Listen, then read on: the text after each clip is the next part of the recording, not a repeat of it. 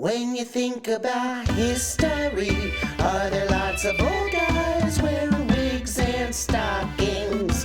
When you think about history, is Napoleon really short? And folks have wooden teeth. Do you know that history can be the most incredible, amazing stories for you and me? Sit back and listen to a story right now. It's honest, it's fun, and it's sure to.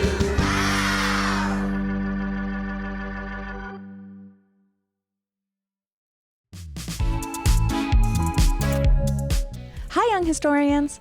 Welcome to another episode of Anytime Now. I'm Brooke, co-founder of Honest History. Are you as excited about this episode as I am? I sure hope so. We're about to dive into another story-filled adventure and learn something new.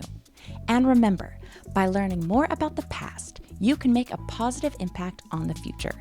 So pack your bags and let's go.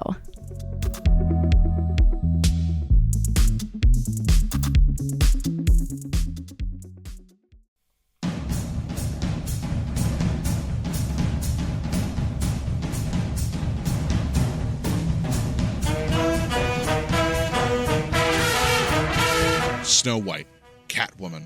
With their big eyes and dark, shining hair, these two famous characters were both based on the same person. Her name was Hedy Lamarr. She was a Hollywood star, and people called her the most beautiful woman in the world.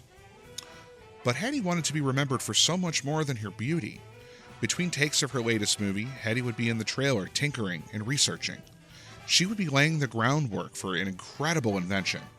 One day, that invention would pave the way for important innovations we use every day, like Wi-Fi, GPS, and Bluetooth. But what did Hedy invent, and why? And how did she even get to Hollywood in the first place? To learn the answers, just keep listening. You'll hear about World War II, music, and a woman who was much more interesting than people wanted her to be. The city was Vienna, Austria. The day was November 9th, 1914. A baby girl was born to Jewish parents, and they named her Hedwig Eva Kiesler. Today, we know her by her later name, Hedy Lamarr.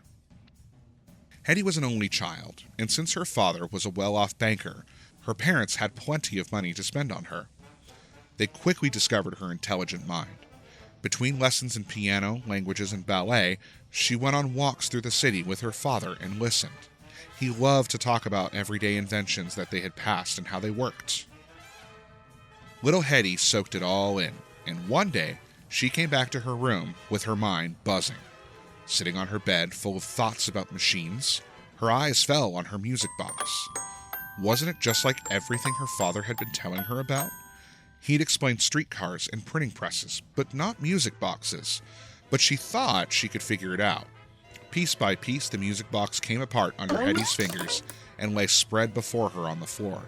She took each piece into her hand and slowly put the music box back together. At the time, she was 5 years old.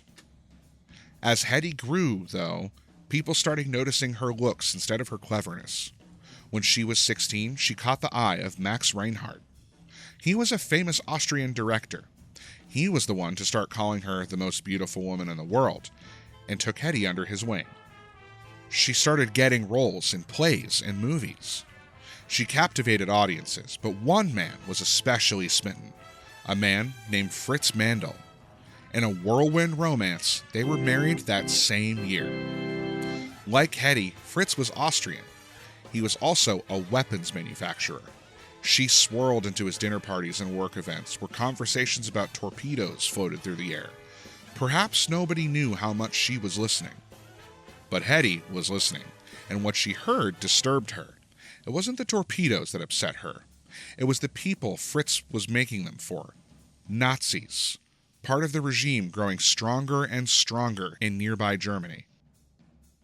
Hedy was upset for another reason, too. Even though Fritz had fallen in love with her while watching her perform, he did not want her to be an actress anymore. Now that she was his wife, he did not encourage her to follow her dreams or have a life of her own, and she could not bear it any longer. She was living with Fritz on a countryside estate in Austria. she knew her chance to escape would come at night. With the blackness of the sky above her, she snuck out of the house, hopped on a bicycle, and pedaled away as fast as she could. But she couldn't go home to Vienna where her family lived. Hedy knew that anti-Semitism was growing in Europe and was endangering the homes, businesses, and lives of people like her. Anti-Semitism is prejudice against Jews, and, as a Jewish woman, Hedy would not be safe in her home country. So she fled to London and then bought a ticket for a ship bound for America. She still had her heart set on being a serious actress. That's the whole reason she was going to the United States. So far, Hedy had only acted in European films. She wanted to make a name for herself in the glamorous American movie industry known as Hollywood. But, as the waves of the Atlantic slapped against the ship's sides, she had to confront reality. She had no idea how she was going to do that. That's where luck came in. One of the other passengers on board was Louis B. Mayer. I've met the most interesting people while flying or on a boat, Hedy once said. Luckily for her, this boat ride would be no different. Louis Mayer was one of the founders of the Hollywood's rich and popular MGM studios. "More stars than there are in heaven," was its slogan. Thanks to the impression she made on Louis and the name she had made for herself in Europe, Hedy was about to become one of those stars.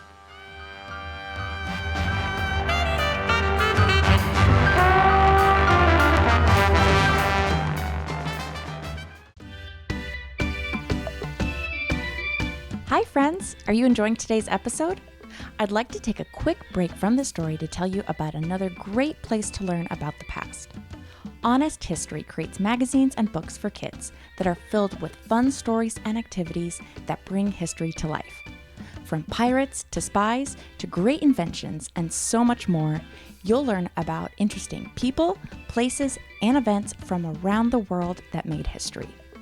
Created for kids ages 6 through 12, you can sign up and receive new adventures delivered straight to your doorstep every quarter. Just visit honesthistory.co. That's honesthistory.co to sign up today. Oh, and here's a special offer for our podcast listeners. Use code ANYTIMENOW for 10% off. Again, that special code is ANYTIMENOW. Okay, let's get back to the story.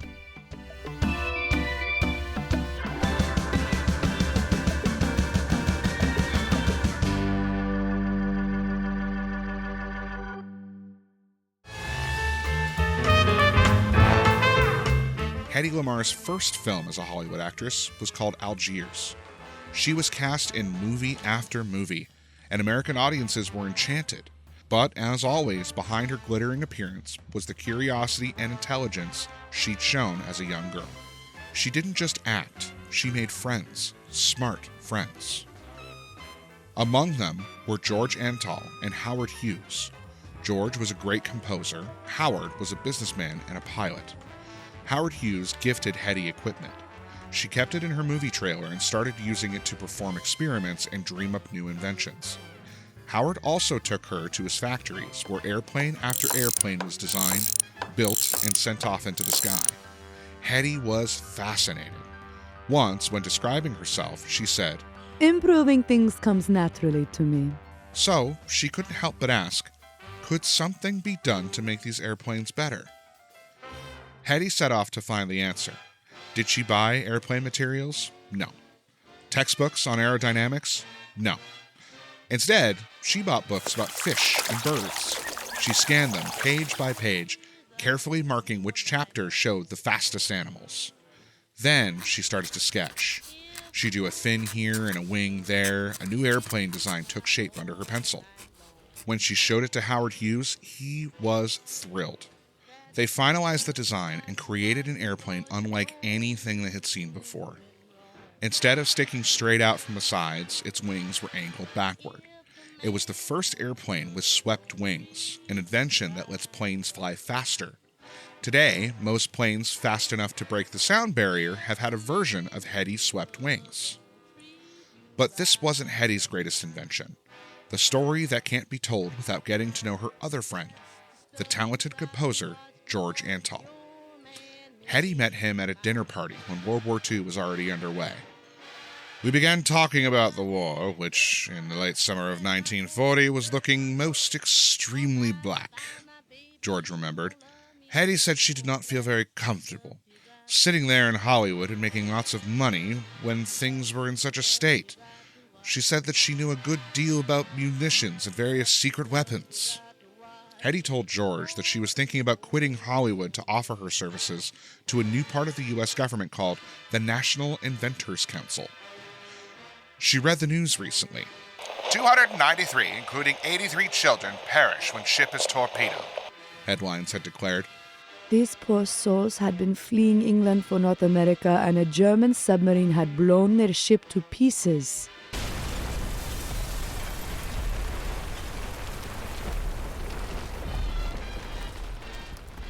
The German submarines were called U-boats, and they were giving Germany and its allies the upper hand in the war. The U-boats kept dodging the British ships, and even if a ship did manage to find one of them, it would just dodge their torpedoes instead. I got the idea for my invention when I tried to think of some way to even the balance for the British. Hedy said. A radio-controlled torpedo, I thought, would do it. As she told George her idea over dinner, he could see it too. The torpedoes of the early 1940s couldn't be directed after being fired. Hedy's new idea for a torpedo would change that. The slippery U-boats couldn't escape, and he knew just the way to make it happen. As a composer, one of George's specialties was player pianos. A player piano is a piano that plays by itself.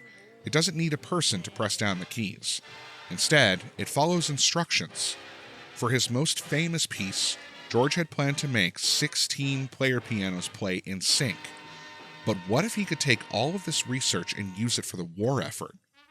What if, instead of pianos, it could help torpedoes and ships stay in sync?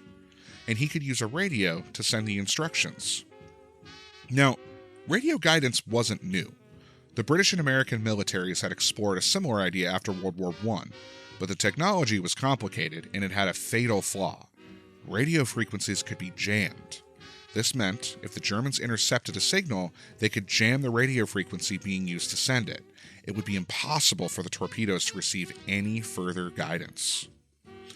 This had been enough to discourage others, but not Hedy and George. They thought they could solve the problem of radio guidance, and Hedy called their solution frequency hopping.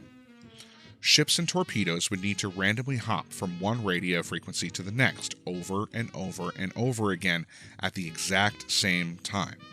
That way, if the Germans jammed one frequency, they'd only interrupt a tiny part of the torpedo's instructions.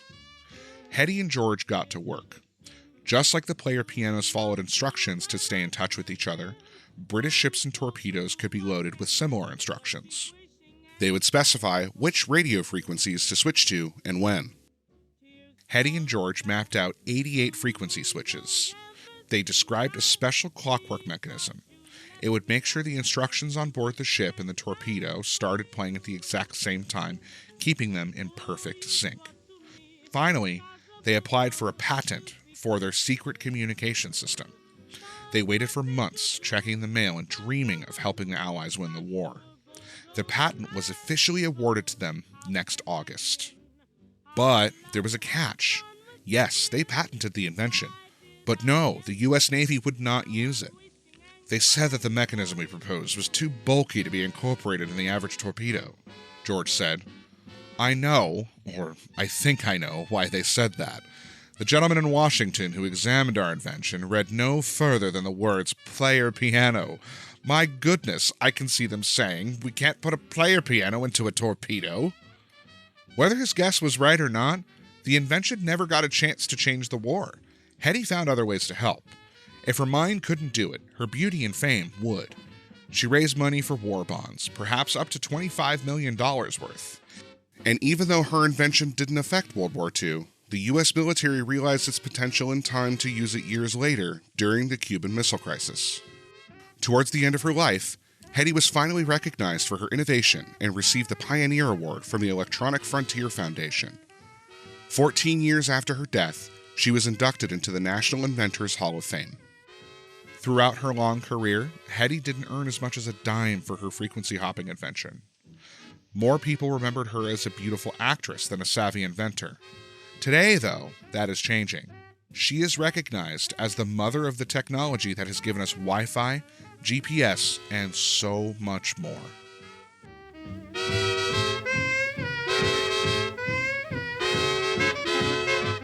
Welcome back! What did you think of today's adventure? We hope you learned something new.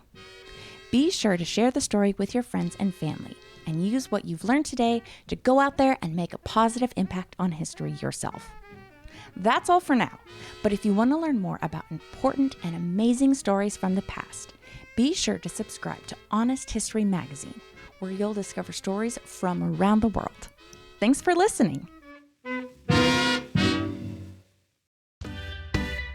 This episode was narrated by Randall Lawrence and written by Heidi Coburn. Production was led by Robot Pirate Media.